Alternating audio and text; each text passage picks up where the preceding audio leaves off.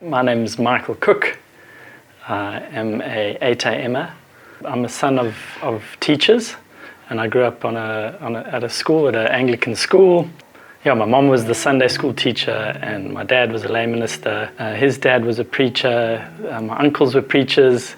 And so I was surrounded by the Christian faith, but I didn't pay any attention to it. I had other things to do. I was more interested in sport and just having fun with friends. I never moved away from thinking I was a Christian. I kind of had a club mentality, like I was part of Club Christianity, and because certainly my grandparents and my parents were proper members, that I could punch in any time I wanted, and even if I died, I'd be safe, because I knew people. I'd kind of taken up on the idea of the universe and good things happening to good people, and I kind of just left it at a very shallow level there to, okay, if I just work hard enough, that it'll all go according to plan, and that was my state of mind for into my 30s. I was about 33. And I, in the world's eyes, I was pretty successful. I had 2 kids. I was a creative director of an advertising agency. I was earning good money. My wife was a teacher. Everything looked sweet on the outside, but cracks were definitely forming on the inside. I couldn't keep up being a good father, being a good husband, being a good employee, and it just wasn't working out. No matter the money or success, or I couldn't be all things to the people that I needed to be, and I was sweating. I was cracking, and I didn't really know where to go. I had 2 kids by then, and I hadn't had them baptized, and I was like, I am a Christian, right? I am part of Club Christianity. I better get them baptized, And so I went to my uncle, who's a pastor in Joburg, and I was like, hey, Uncle Kingsley, can you sort me out with a baptism, It's time, punching in my Christianity card. And to my amazement, he said, no, I'm not going to baptize them. Yeah, I know you don't believe in Christ, and, there's no real point.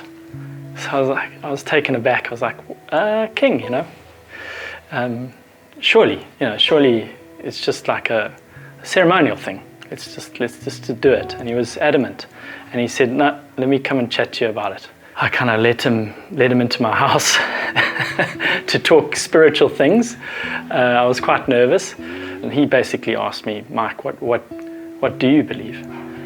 And for the first time, I had to think about that properly.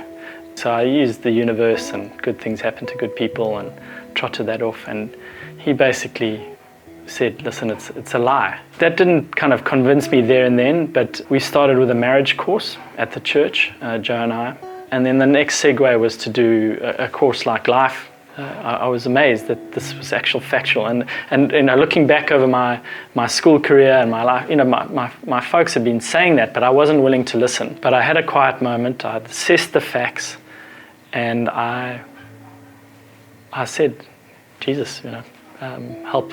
I need help. I need you in my life. And I waited, and nothing really happened, or nothing at all happened, apart from me just saying it, expressing it. And I kept on going to church. I kept on going through, meeting people. Obviously, my uncle was walking alongside me. He had cancer at the time, so, he was in his own world of pain, but he's still looking after me. And then actually it was the worship leader. The worship leader was reading a psalm. I can't remember the psalm because I basically just started crying to myself. Although my wife was like, what's going on? And I realized that, Jesus actually had died for me and that he was here to help me. And that moment of relief, sadness as to the way I've lived my life, but relief all rushed in at that moment and hasn't stopped. So my Uncle Kingsley, he had cancer. obviously I'd asked him for the baptism, he'd said no, and about 6 months passed, and I came to Jesus, and his last sermon was at the baptism. So he baptized my kids, he said his last sermon, and he never said another sermon again at the church, and he died, I think a month or two later. It was a small window that had an opportunity for me to come to Christ. I'm sure Jesus could have figured out another way for poor old Mike, but that was my window, and I'm forever grateful.